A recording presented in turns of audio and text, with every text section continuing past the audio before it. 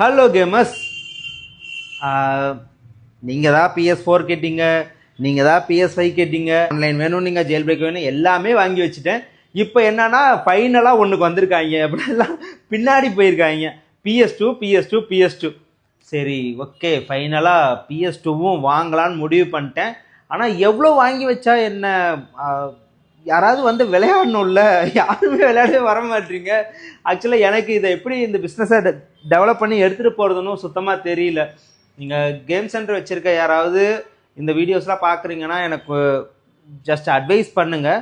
எனக்கு இந்த பிஸ்னஸை அடுத்த ஸ்டெப்புக்கு எப்படி எடுத்துகிட்டு போகிற, அடுத்த ஸ்டெப் இல்லை, ஃபஸ்ட் ஸ்டெப்பே எப்படி எடுத்து வைக்கிறதுன்னு எனக்கு தெரியல.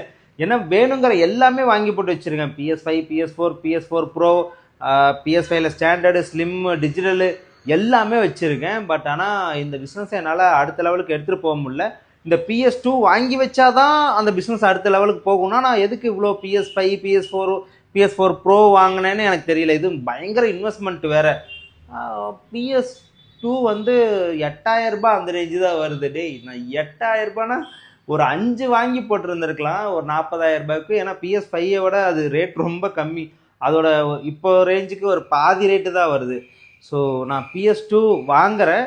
ஆனால் கேம் சென்டர் வச்சுருக்கவங்க இல்லை ரெகுலராக கேமர்ஸ் யாராவது இருந்தீங்கன்னா PS2 வாங்கலாமா, இல்லை பிஸ்னஸ் அடுத்த லெவலில் எடுத்துகிட்டு போகிறதுக்கு என்ன பண்ணலாம், அந்த மாதிரியான ஐடியாக்கள் தயவு செஞ்சு கொடுங்க.